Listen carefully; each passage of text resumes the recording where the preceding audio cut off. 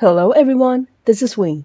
Welcome back to my weekly mini jam discovery where I play and yap about fresh games I found. And for today, it's Bad Parenting 1, Mr. Redface.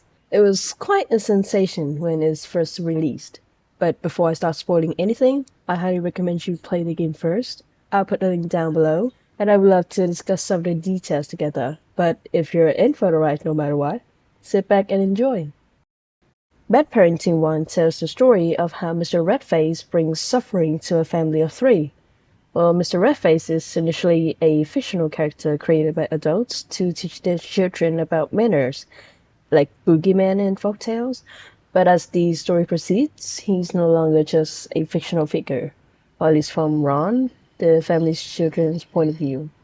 Everything starts with a conflict between the parents at night, which also reveals that Ron's dad is unemployed and apparently an alcoholic too, which makes his mom the economic backbone. And the conflict about the responsibility and loyalty of adults escalate pretty quickly, and in the end, Ron's mom decides to leave the house with the promise of divorce and taking Ron away with her the next day.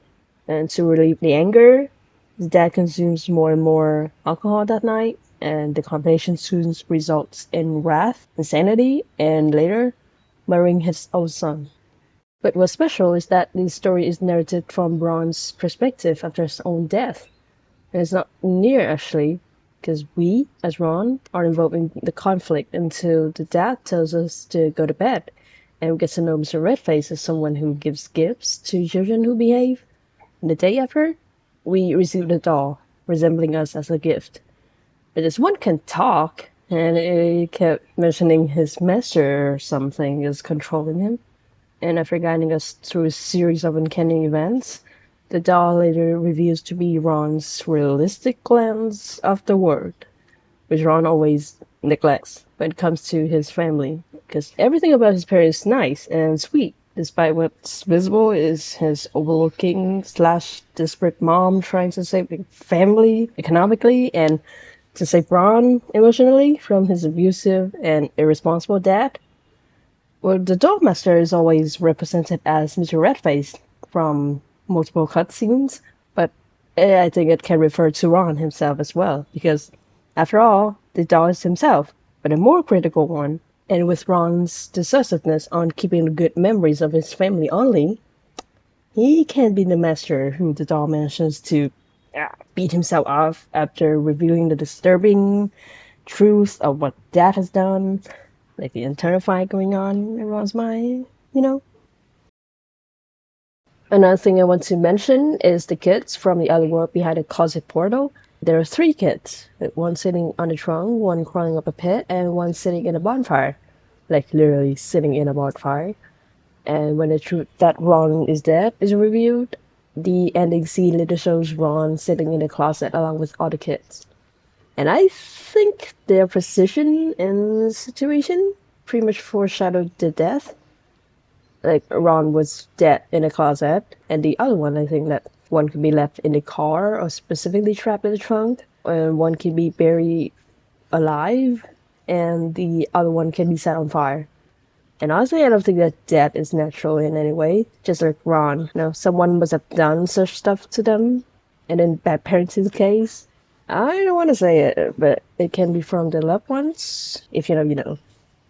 As Parenting 2 is announced to be released, the story of these kids can be a nice sequel too. And so that's it for this week's Discovery session. I hope you enjoyed the game and my findings as well. If you're also interested, I'd love to discuss further the game, the narrative, and any potential of it down in the comment section. And since this is my final session for now, I want to spare some more time to thank you for coming along with me and my baby steps into analyzing games. The process pretty much reminds me of studying literature back in my high school days when I had to investigate every corner of a subject and put a critical claim to it, which I sucked at, but nostalgia.